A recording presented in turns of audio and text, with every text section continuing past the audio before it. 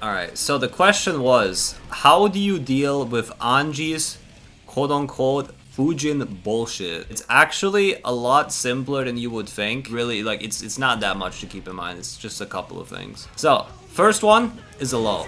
This one's pretty simple, especially for Giovanna. If you have a frame 6 move or faster that reaches here, you already win. So you have to do is literally just 1, 2, and then you just 2k. Like, you just wait for it to be there, you see the low, you can definitely recognize this. Like, this takes a while to come out. Not only that, but also, like, it says, like, a lot of recovery. So as you can see right here, this first one is purely just simple. He can space it, where if he's a bit further away, where 2k will not always reach. Yeah, where like 2k wouldn't reach. At that point, what you have to do is just dash 2k, or like jump, or anything. But like the basic is like you should never like FD against Anji in the first place. Let me actually give myself like 10 meters so I can FD. Yeah, like usually like there's no point in really like doing this against Fuujin, because like all Fuujin options aren't really a threat anyway. Like they're really not if you know what to look out for. So number 1, right, which is his low, that one you always 2k as Geo. Next option, which is the overhead. This one you can actually throw. So if you think he's gonna do the overhead, you can throw him before it comes out. That's the first one. So one, you can throw it.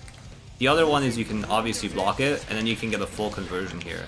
Giovanna gets an actual like really big punish here, as you can see. Like literally you can get a wall break here if you have a bit more meter. Like let me literally get a bit more meter, right?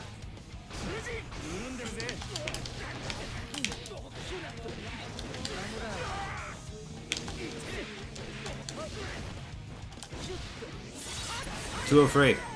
So you have option number 1, you can throw him. Option number 2, you punish. Third one is you can jump. This one works really well with the overhead one, like the other high, like the plus high, like this one. Wrong one. Because if you jump at the same time, you can like cover both options essentially. You can actually cover 3 options because of this one as well. You see?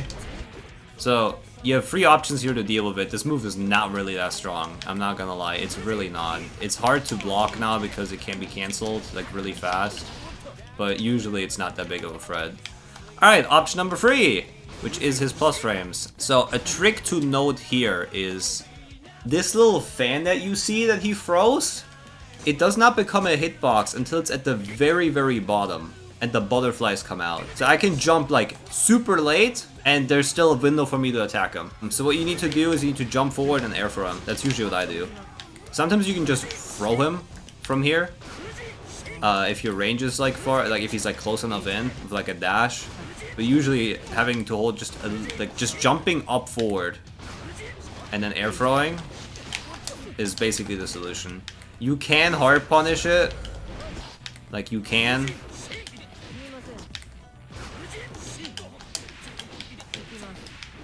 Something like that, but like what's the point of that when you can just air throw? Air throw does 85, you get an OTG here and you get a 50-50.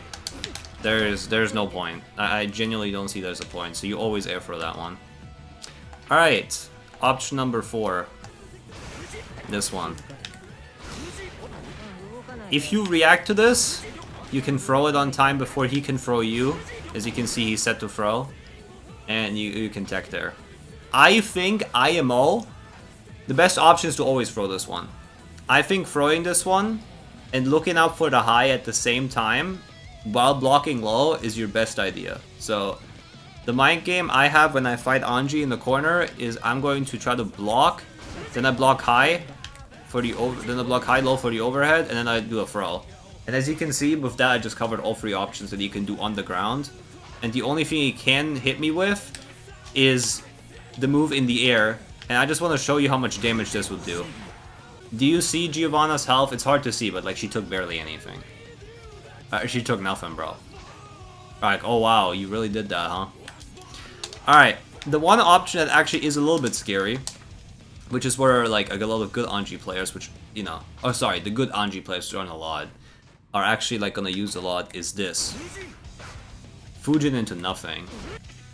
This is where actual pressure comes in. This is -6, and you're obviously gonna wait for a Fuujin. So what they're gonna do instead is like just reset their pressure. You can easily interrupt this with a 2k punish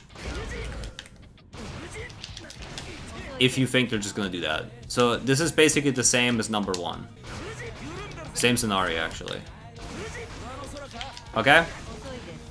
So, to wrap it up, let's go through all of them one by one again. Fuujin situation number 1, the low, 2k. Fuujin situation number 2, the overhead, can be thrown before it comes out, and if you block it, you can hard punish. Right here, hard punish example, 140 damage plus 147 safe jump plus chip damage.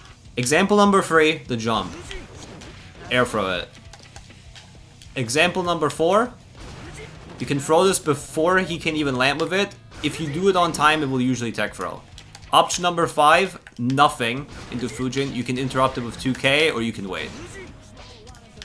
Just be careful of him pressing something and taking this turn back. That's basically how you deal with all of his Fuujin shit. So those are all the 5 options he has with Fuujin. He can't do anything else unless he RCs. Like, it's basically not possible.